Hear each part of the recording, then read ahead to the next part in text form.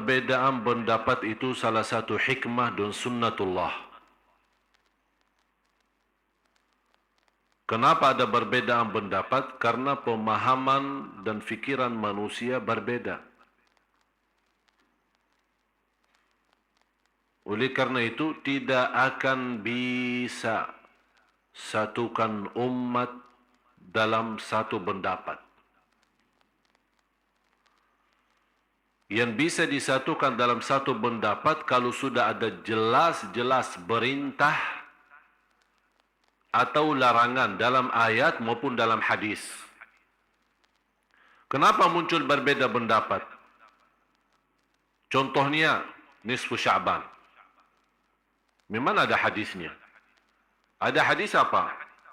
Hadis yang disahihkan Syekh Al-Albani rahimahullah. Syekh Al-Albani salah satu ulama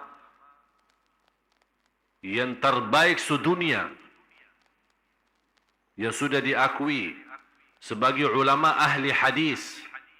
Teliti hadis ini dan beliau menyampaikan hadis ini sahih. Dan riwayat bermacam, ada Musnad Ahmad bin Hanbal, ada Musannaf Ibn Syaibah, ada Tabarani, ada Baihaqi, banyak riwayat. Yang di situ Rasulullah SAW menjelaskan, Inna Allah la yattali'u, Allah subhanahu wa ta'ala membandangkan atau melihat amalan-amalan hamba. Di riwayat Allah melihat hamba-hambanya di malam nisfu Sya'ban, dan Allah mengampuni semua dosa-dosanya kecuali dua orang. Yang pertama, yang berbuat syirik. Itu tidak diampuni Allah SWT. Kalau dia taubat, ya jelas dengan taubat Allah ampuni. Yang kedua, musyahin. Musyahin itu seorang penahan marahannya atau penahan dendamnya. Atau termasuk juga orang-orang yang suka menebar fitnah. Adu domba, isu orang sana, isi sana. Jadi perbuatannya tidak sesuai, malah dia memfitnahkan supaya ini berpisah umat, berpecah umat. Ini juga termasuk orang yang tidak diampuni Allah SWT. Jadi lewat hadis ini jelas-jelas menyampaikan keutamaan dan kemuliaan malam nisfu Sya'ban. Di situ ini hanya satu-satunya hadis dalam bermacam riwayat. Disitulah muncul perbedaan karena malam nisfu Sya'ban malam utama atau malam agung. Di situ Allah mengampuni dosa-dosa hambanya. Boleh enggak menghidupkan malam ini dengan salat malam? Ini muncul perbedaan. Kenapa muncul perbedaan? Karena memang tidak ada hadis yang kuat seperti ini yang menjelaskan jagalah salat malam di nisfu Sya'ban. Kalau memang tidak ada hadis yang memerintahkan menghidupkan nisfu Sya'ban dengan salat malam, boleh enggak kita lakukan? Jawab. Kenapa boleh tapi tidak ada perintah? Tidak ada larangan. Kenapa tidak ada larangan? Karena Rasul sudah menjelaskan keutamaan malam nisfu Sya'ban yang kita sudah sepakati hadisnya sahih. Kalau memang ada selebih itu, ini kan kewajiban, ini tugas Rasul. Kalau ada lebih daripada itu yang tidak boleh dilakukan, pasti Rasul tidak akan diam. Bisa Rasul berkata, malam nisfu Sya'ban memang malam agung, diampuni Allah dosa semua hambanya kecuali musyrik dan musyahin. Tapi jangan-jangan lakukan salat malam. Kalau tidak ada jangan-jangan di sini, inilah yang membuat muncul perbedaan pendapat. Karena malam itu adalah malam agung, apakah boleh kita menghidupkan? Ada yang baca Quran, ada yang salawat, ada yang zikir, ada yang salat malam.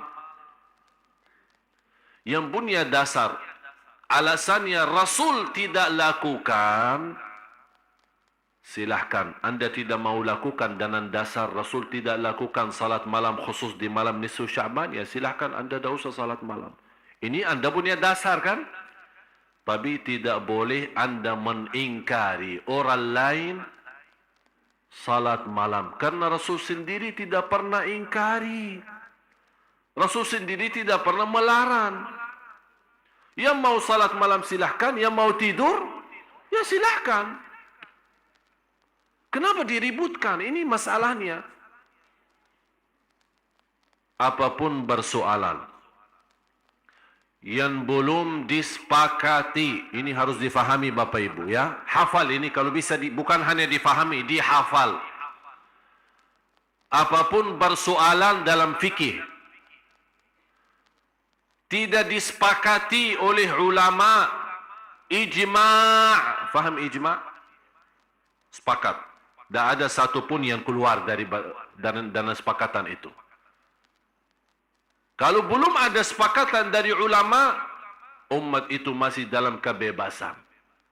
Yang mau A boleh, yang mau B boleh, yang mau D boleh. Tapi, dan juga harus difahami, tidak akan bisa ada sepakatan antara ulama kalau tidak ada ayat dan hadis yang kuat, yang tidak bisa muncul berbeda tafsiran. Kenapa bisa muncul perbedaan? Ini kan ada Syafi'i, Maliki, Hanafi, kan? Imam Syafi'i muridnya siapa? Imam Maliki. Tapi kenapa dia berbeda sama gurunya? Karena beda pemahaman. Gurunya bawa Quran dan hadis kan? Imam Syafi'i bawa apa? Injil dan Taurat. Sama, Quran dan hadis. Dia menghormati gurunya, tapi mohon maaf, anak punya pemahaman beda. Ini kan kemampuan fikiran manusia. Apalagi dikenal Imam Syafi'i sebagai orang ulama yang cerdas, termasuk dari sisi bahasa. Kalau Imam Malik lebih kuat ilmunya di sisi hadis, kalau Imam Syafi'i lebih kuat di sisi fikih. Ya di situ kelebihan masing-masing. Ini kan karunia Allah. Di situ orang yang punya kelebihan isi di sini, yang isi di situ umat baru bisa bersatu. Tapi jangan orang merasa diri, anak yang benar, yang lain salah. Anak dah mau tahu. Ada yang megang tokohnya, katanya, anak dah mau tahu selain qala Allah, qala Rasul. Yang menyampaikan kepada kita qala Allah dan Rasul siapa? Iman kita sudah waktu turunnya wahyu, kita ada di situ. Ada enggak? Kalau kita bilang tidak mau tahu selain qala Allah, qala Rasul, yang membawakan kepada kita qala Allah dan Rasulnya siapa? Ulama kan? Dan Rasul sudah menjelaskan ulama bara waris. Ahli waris dari bara Nabi. Mewariskan Nabi. Artinya ilmu Nabi, bara Nabi diwarisi oleh ulama. Ulama yang meneruskan, menjalankan. Beda masa, beda zaman, beda budaya, beda pemahaman, beda mazhab. Ini semua pengaruh dari zaman dulu sampai sekarang. Apalagi munculnya yang menjadi bahasan saya di majalah insyaAllah bulan Ramadan. Tanggal 1 Ramadan sudah terbit majalah Ramadan. Saya khusus di situ membahas supaya Bapak Ibu juga mengerti kondisi yang setiap tahun kita hadapi. Sampai orang bingung. Mau ikut Muhammadiyah atau ikut pemerintah. Mau puasa duluan atau belakangan. Malah saya bertemu seorang jamaah, dia salat lebaran 3 kali. Idul Fitri. Tanggal 28 karena dia ikut Naqsyabandiyah. Naqsyabandiyah apa di kampung mana itu? Kemudian dia ikut Muhammadiyah. Dan juga ikut pemerintah. Kata dia, kan itu namanya salat. Ya udah, tak apa-apa. Biar sama-sama. Kadang-kadang dia puasa, tapi ikut salat lebaran. Ini kan sebenarnya salah satu persoalan yang kalau orang ulama pasti mengerti perbedaan itu. Tapi yang kasihan awam. Kan tambah bingung. Sekarang saya ikut siapa? Mau ikut ini atau ikut ini? Mana yang benar ini? Malah kadang-kadang kita lihat ada orang dari luar pun dia ikut negerinya. Dia orang asing, oh pusing. Di Indonesia tidak jelas. Udah, Dia dari mana? Dari Mesir. Udah saya ikut Mesir aja. Padahal dia tinggal di...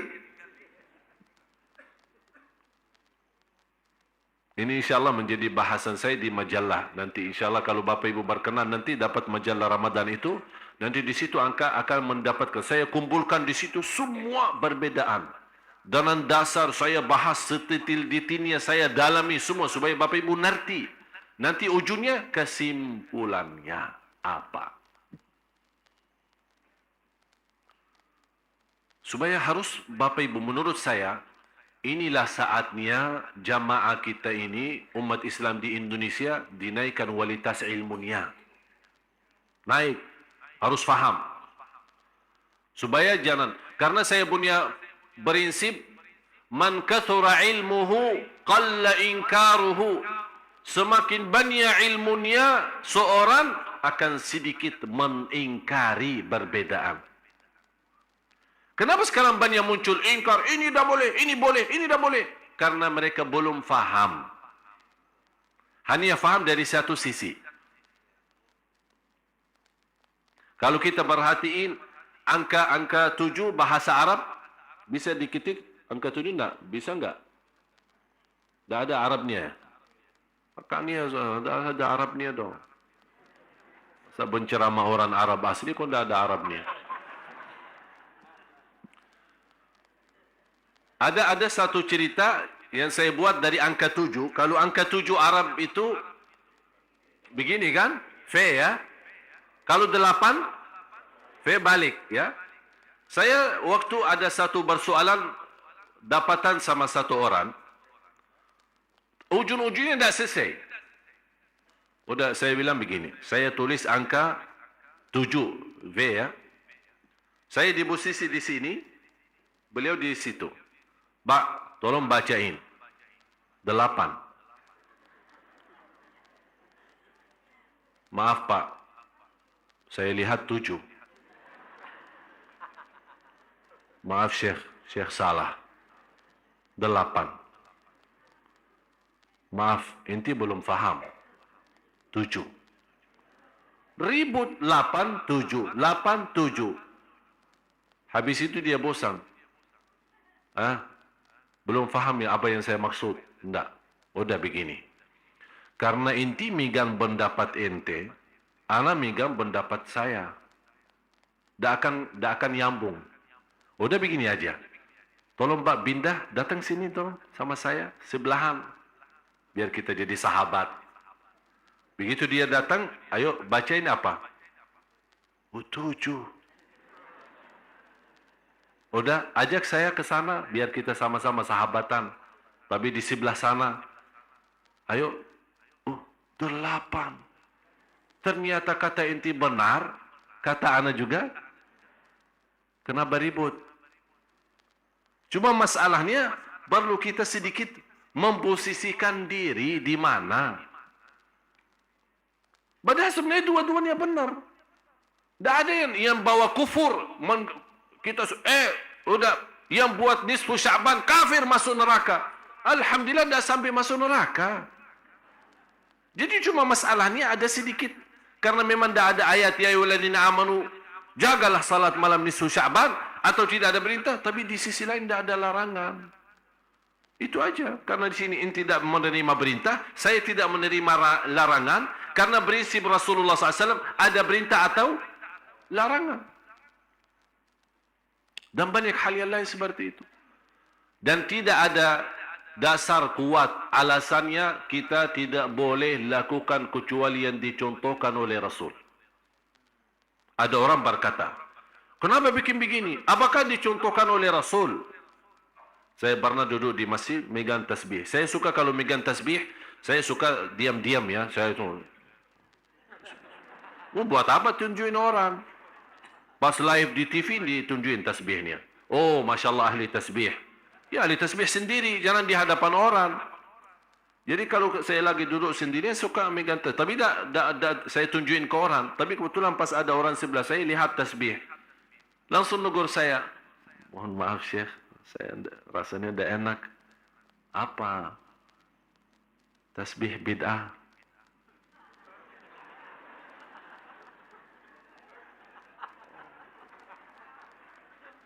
Terima kasih. Udah, saya terusin lagi. Syekh, apa? Maaf, tasbih bid'ah. Terima kasih.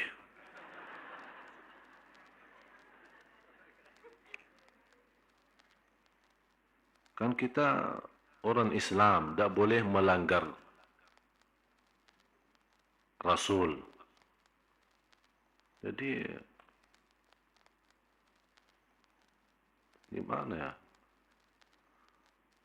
Kan Rasul tak pernah megang tasbih. Jadi bid'ah kan?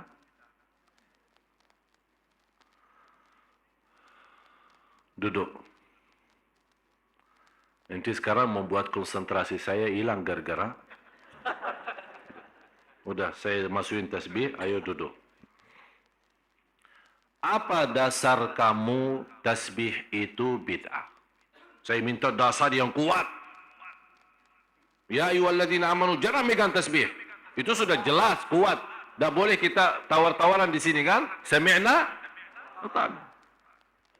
Ana minta menurut ente, seperti tadi kan 78 kan?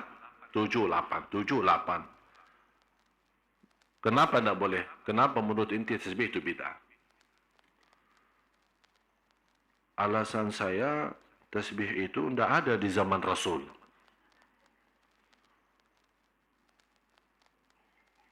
Itu aja dasarnya.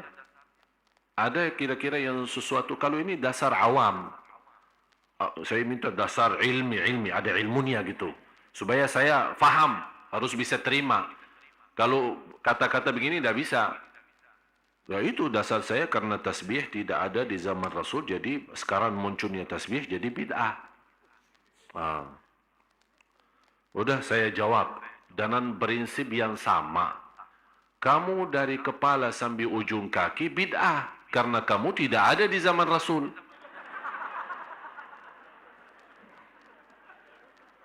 Kan prinsip yang sama. Apakah ini bisa jadi dasar? Banyak hal yang tidak ada di zaman Rasul. Banyak. Dalam hal ibadah maupun di luar ibadah. Apakah kita semua menjadi bid'ah?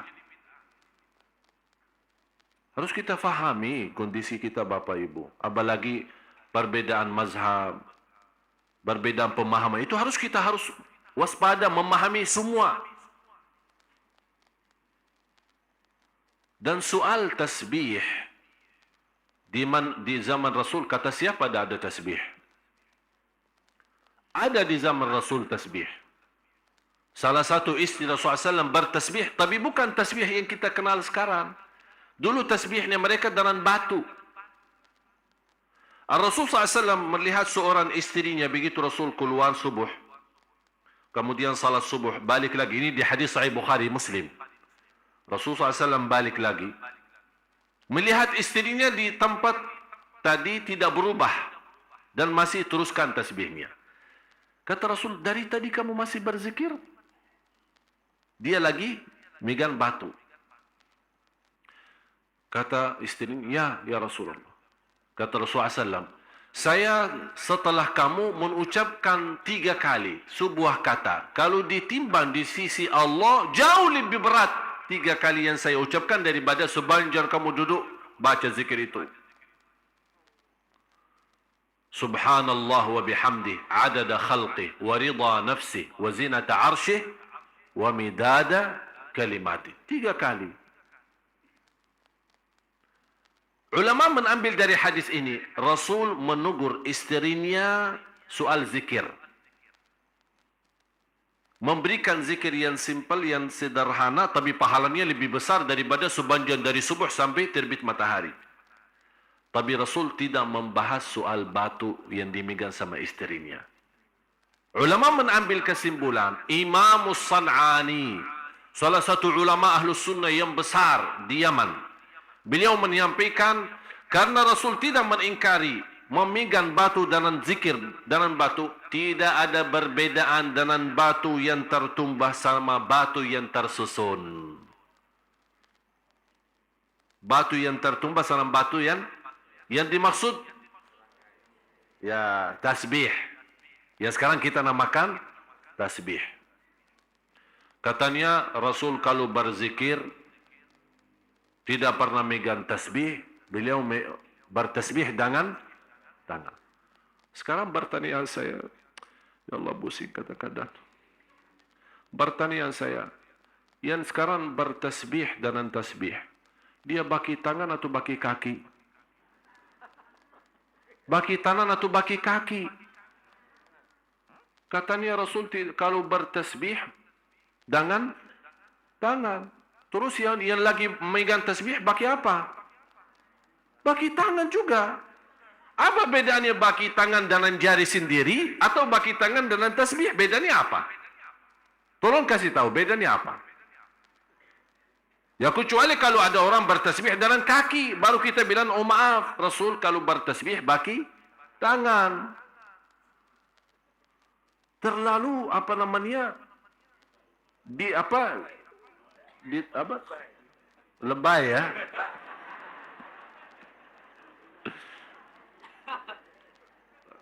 Bapak Ibu, ada satu kaidah Rasulullah SAW punya prinsip. Kalau ditawarkan dua hal, ada yang terbaik, terbaik itu sudah nomor satu yang terbaik. Ada yang termudah. Kira-kira Rasul milih yang mana? Tahu kenapa? Padahal ada yang lebih baik daripada yang mudah itu. Demi umatnya, supaya tidak beban dalam ibadah. Supaya tidak rasa berat. La yukallifullahu nafsan. Bapak Ibu, Islam memang indah. Indah betul. Saya justru semakin banyak belajar, semakin tahu diri bodoh. Jadi orang-orang malah justru semakin tinggi ilmunya, semakin ketahuan bodohannya. Berarti kita belum apa-apa. Jangan ada orang merasa, oh Alhamdulillah saya sudah. Jangan. Teruskan belajar.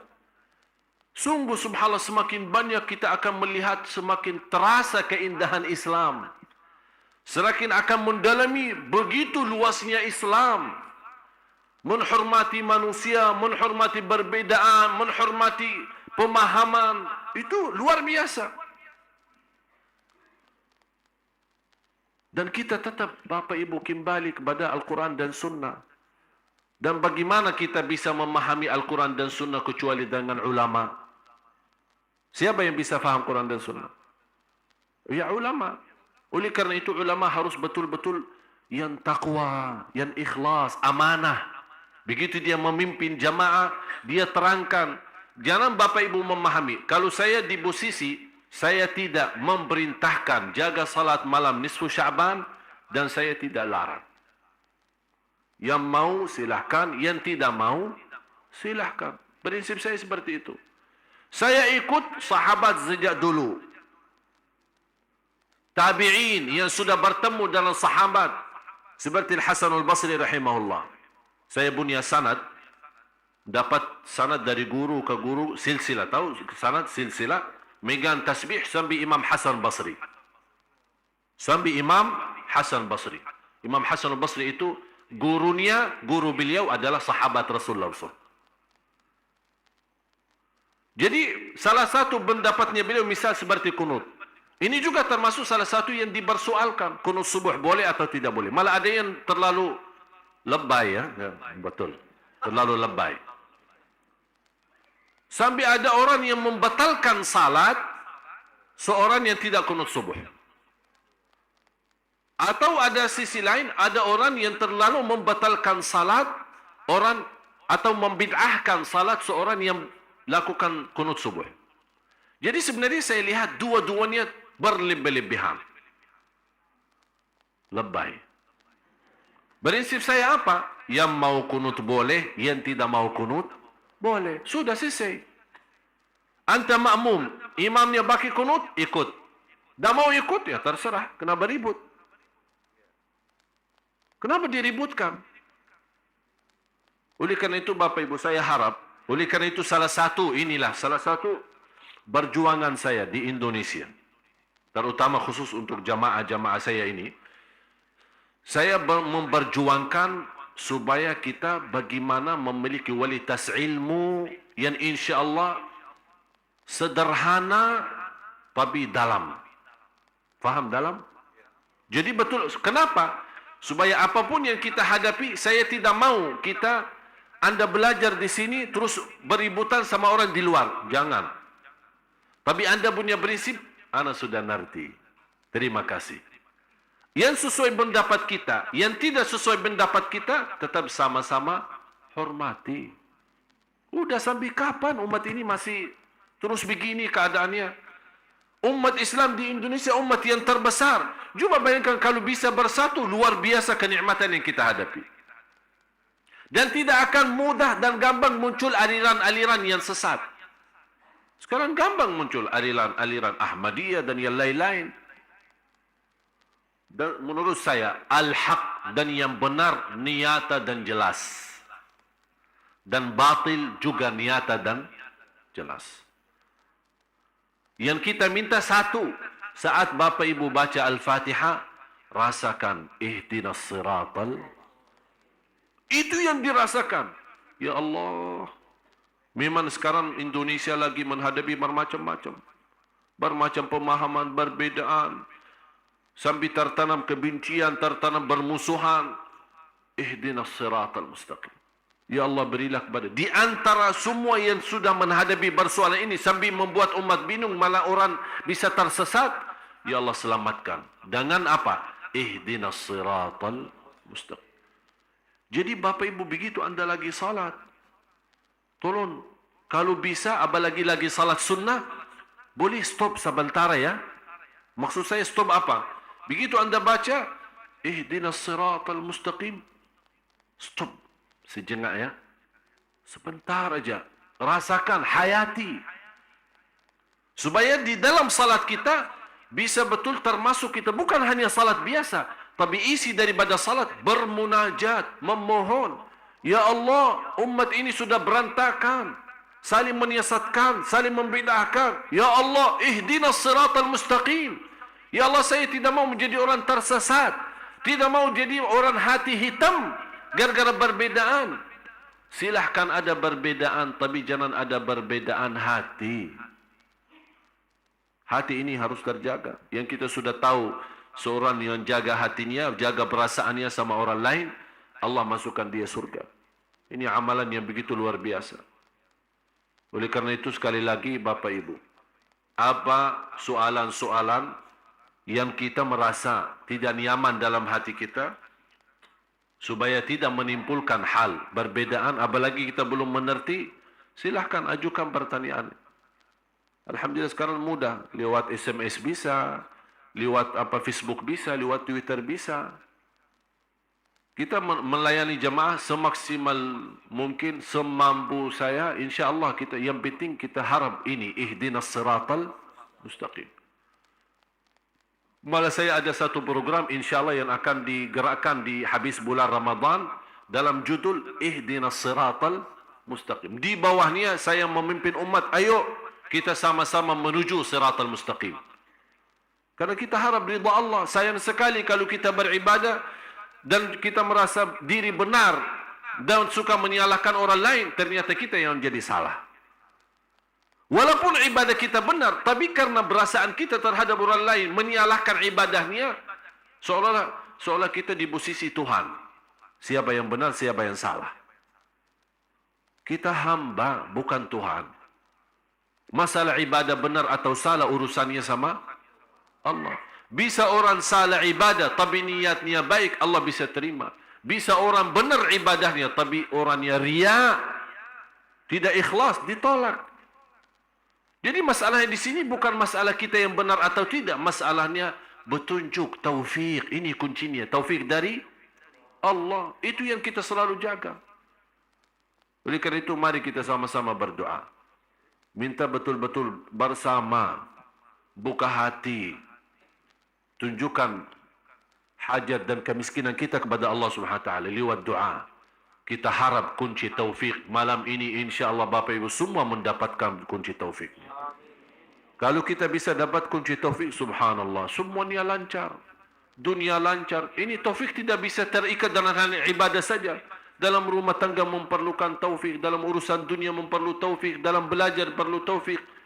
Dalam perjalanan menuju ke rumah, pulang ke rumah, datang dari rumah, ini memerlukan taufik. Supaya tidak salah jalan, tidak nyasar, tidak apa. Ini semua akan perlu taufik.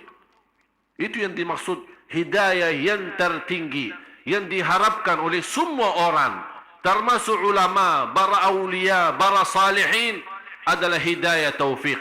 Yang dimaksud dalam firman Allah, ihdinas siratal mustaqim.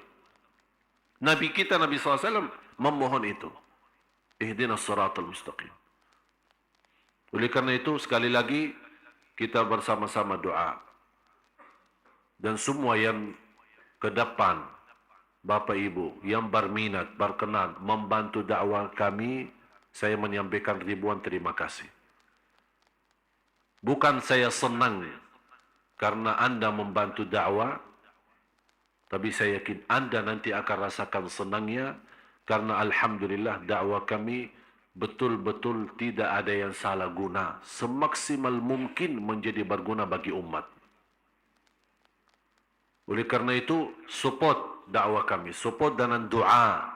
Ada masukan, ada nasihat. Kami terima, silahkan. Yang mau datang sini, mau ketemu di rumah, silahkan. Kami terbuka, lahir batin untuk semua jamaah. InsyaAllah, supaya kita yuk sama-sama, mari kita tuliskan nama kita di hadapan Allah, menjadi orang yang menyebarkan cahaya Allah di bumi. Kita tidak tahu siapa di antara kita yang meninggal hari ini atau besok. Tidak ada yang tahu. Oleh karena itu, bahagia Bapak Ibu kalau kita bisa mendapatkan nama kita di hadapan Allah. Coba bayangkan rasanya, kebahagiaannya kalau kita di hari kiamat dipanggil, Bapak Ibu, marilah Anda terpilih menjadi orang yang memperjuangkan agama Allah. Luar biasa. Jadi tidak boleh kata kalau saya di dalam kamus saya selama di Indonesia, tidak ada kata tidak bisa. Dan saya yakin semuanya Bapak Ibu bisa. Ada yang bisa dengan merasa tidak punya ilmu banyak, tapi insya Allah dengan rezeki yang ada dia bisa. Dengan ucapan yang baik dia bisa. Dengan doa dia bisa. Dengan hati yang ikhlas dia bisa. Dan semua saya yakin semuanya bisa. Masing-masing punya kelebihan. Saya tidak minta semuanya, tapi lebih baik banyak ikhlas daripada sedikit tidak ikhlas.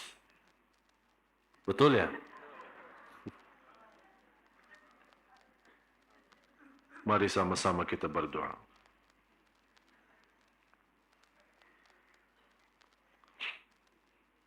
Ini ada tadi beberapa pertanyaan, tapi kita, ya umumnya apa ya, karena pertanyaan banyak juga dalam nisfu Syaban ya. Ada yang terkait dengan itu, mudah-mudahan insyaAllah pertemuan hari Ahad yang akan datang, tanggal 7 Juli, sebagaimana janjian saya, kuliah duha, jam 7 pagi, InsyaAllah saya khususkan bahasannya persiapan Ramadan. Apa yang wajib kita penuhi, amalan-amalan, fikih-fikihnya, supaya kita masuk dengan ibadah yang mantap. Supaya tidak ada yang keliru dan supaya betul-betul kita manfaatin. Karena kita tidak tahu Bapak Ibu, Ramadan yang akan datang, Anda sendiri tahu, tahun kemarin ada keluarga kita, ada jamaah kita yang bersama kita, tapi tahun ini sudah dipanggil oleh Allah duluan. Kita tidak tahu. Oleh karena itu saya selalu berdoa, mudah-mudahan Bapak Ibu panjang umur, ketemu bulan Ramadan sampai habis. InsyaAllah dalam keadaan sehat walafiat dan iman. Oleh karena itu maksimalkan Ramadan. Belajari sebelum masuk Ramadan, harus bersiapan belajar. InsyaAllah kuliah duha hari Ahad, tanggal 7 Juli, khusus saya membahas soal Ramadan, supaya insyaAllah kita bisa menyampaikan hajat-hajat kita, supaya Ramadan kita menjadi insyaAllah lebih baik daripada yang lain. Dan khusus untuk ibu, mohon maaf saya tadi lupa nama ibunya. Ibu Eni ya. Ini ada seorang jamaah yang sebenarnya beliau aktif dari Bogor. Beliau aktif sekali datang ke masjid ini, tapi tiba-tiba karena stroke, jadi kasihan beliau, tidak sampai saya telepon beliau, nangisnya luar biasa. Jadi kita doakan beliau semoga Allah sembuhkan, Allah hitungkan. Dan kelebihan orang sakit, satu, semua amalan ibadah selama dia sehat, karena dia tidak bisa laksanakan dalam kondisi sakit, Allah tuliskan ibadahnya sempurna. Kata ulama dari hadis Qudsi, "Uktubu li'abdi ma kana yuqimuhu sahihan salima." Begitu hamba Allah yang sakit, dia tidak bisa laksanakan salat malam karena sakit, dia tidak bisa ikut majlis ta'lim karena sakit, ada apa alasan yang lain?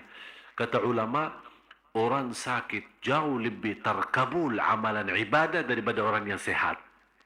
Kenapa? Karena Allah sebutkan di hadis Qudsi, "Uktubu, tuliskanlah."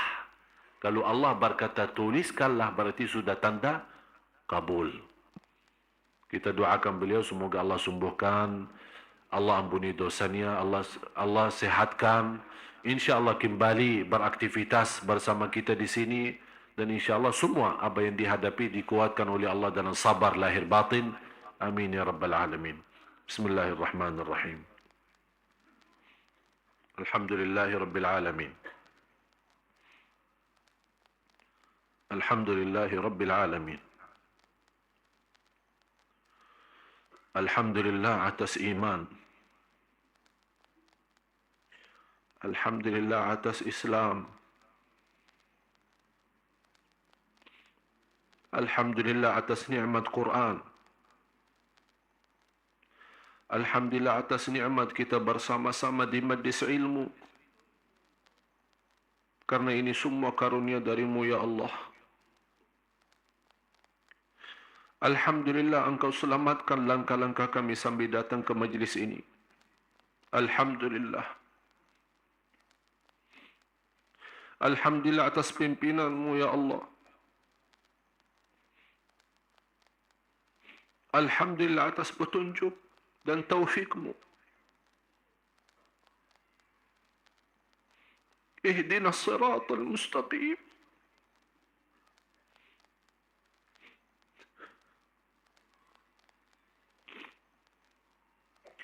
Ihdinas siratal mustaqim.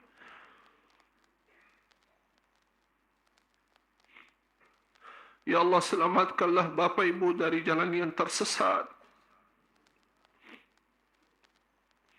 dari kemurkaanmu menuju kepada ridhamu ya Allah. Kami ya Allah, kami memohon bukakanlah pintu taufik bagi kami, pintu taufik dalam segala urusan kami, agar kami senantiasa menjadi orang-orang yang berguna, bermanfaat dunia akhirat.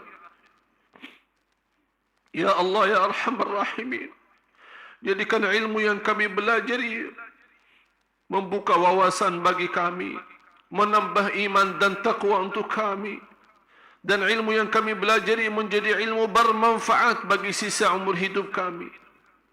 Karena kami tidak ingin belajar ilmu untuk berdapatan dengan yang lain, tapi kami ingin mendapatkan ilmu yang bermanfaat, yang bisa membawa kami selamat dan bahagia dunia akhirat. Ya Allah, jadikan pertemuan ini menjadi saksi baik di hadapan-Mu ya Allah. Pertemuan ini menjadi berguna, bermanfaat bagi sisa umur hidup kami ya Allah. Aku mohon dalam nama-Mu yang agung dan mulia untuk semua yang hadir.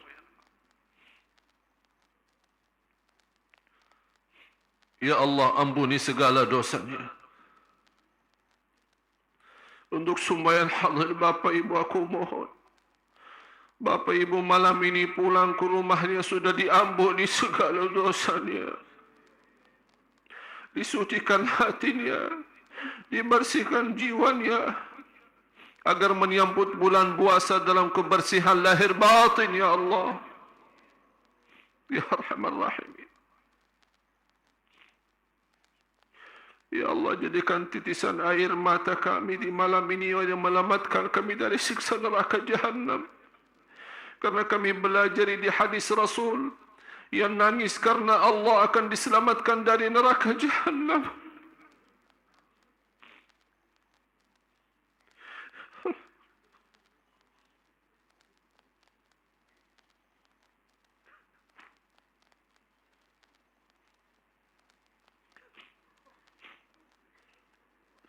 Ya Allah, kami memohon kepadamu ya Allah segala kemudahan lahir batin agar kami menjadi ahli ibadah, menjadi ahli syukur, menjadi ahli sabar, agar sama-sama kita mendapatkan ridha-Mu ya Allah, ya Arhamar Rahimin.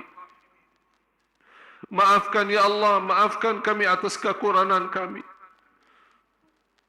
Kami akui ya Allah banyak kekurangan kami dalam ibadah, banyak kebodohan kami dalam ilmu. Ya Allah, kami mohon berikan kepada kami petunjuk kepada jalan yang lurus. Tambahkan wawasan ilmu kami agar kami mendapatkan ilmu yang bermanfaat, diikuti dengan amalun salih yang diterima ya Allah. Ya Dzal Jalali wal Ikram, ya Arhamar Rahimin. Kuatkanlah bapa ibu lahir batin agar biasa menjadi orang-orang yang takwa sampai akhir hayat. Ya Allah, pelihara keluarga kami, anak cucu kami yang menjaga nama baik keluarga kami, anak cucu kami salih salihah, anak cucu kami menghafal Al-Quran, anak cucu kami ya Allah dilindungi dari segala kejahatan, dari segala keburukan. Ya Arhamar Rahimin, berikan kepada kami ya Allah rumah tangga sakinah mawaddah rahmah, dan berikan kepada kami kekuatan lahir batin agar kami menghadapi ujian dalam rumah tangga kami. Ya Arhamar Rahimin, ya Dzal Jalali wal Ikram, ya Allah selamatkan langkah-langkah kami menuju husnul khatimah, menuju husnul khatimah, menuju husnul khatimah. Ya Arhamar Rahimin, ya Allah berkahi sisa bulan Sya'ban, berkahi bagi kami sisa bulan Sya'ban, sampaikanlah kami dalam keadaan sihat wal afiat dan iman kepada bulan Ramadan. Ya Allah, berikan kepada kami bulan Ramadan yang indah bagi kami tahun ini ya Dzal Jalali wal Ikram, karena kami tidak tahu apakah Ramadan kali ini menjadi yang terakhir bagi kami. Kalau memang yang terakhir ya Allah, jadikan Ramadan itu yang terbaik bagi kami ya Allah. Terimalah ya Allah segala perjuangan kami, program-program kami mendatangkan imam-imam dari Madinah ya Allah, agar menjadi bermanfaat untuk negara Indonesia, menjadi berkah bagi umat Islam di Indonesia ya Allah, ya Dzal Jalali wal Ikram. Dan terima segala perjuangan bapa ibu menjadi sedekah jariyah ya Arhamar Rahimin, ya Arhamar Rahimin.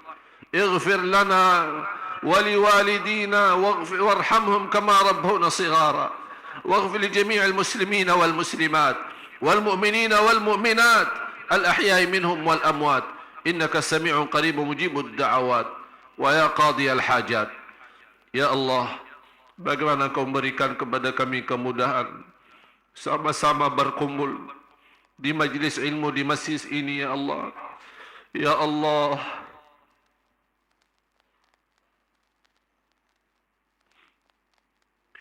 berikan kepada kami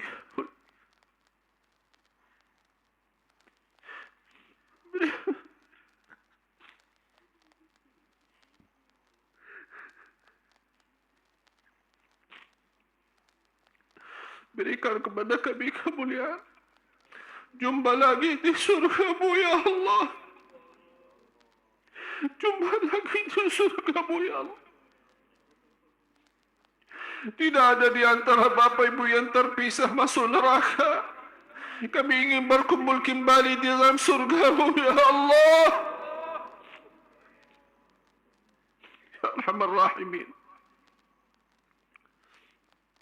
ربنا تقبل منا إنك أنت السميع العليم وتب علينا إنك أنت التواب الرحيم. ربنا آتنا في الدنيا حسنة وفي الآخرة حسنة وقنا عذاب النار. وصلى الله على سيدنا محمد وعلى آله وصحبه وبارك وسلم. وآخر دعوانا أن الحمد لله رب العالمين.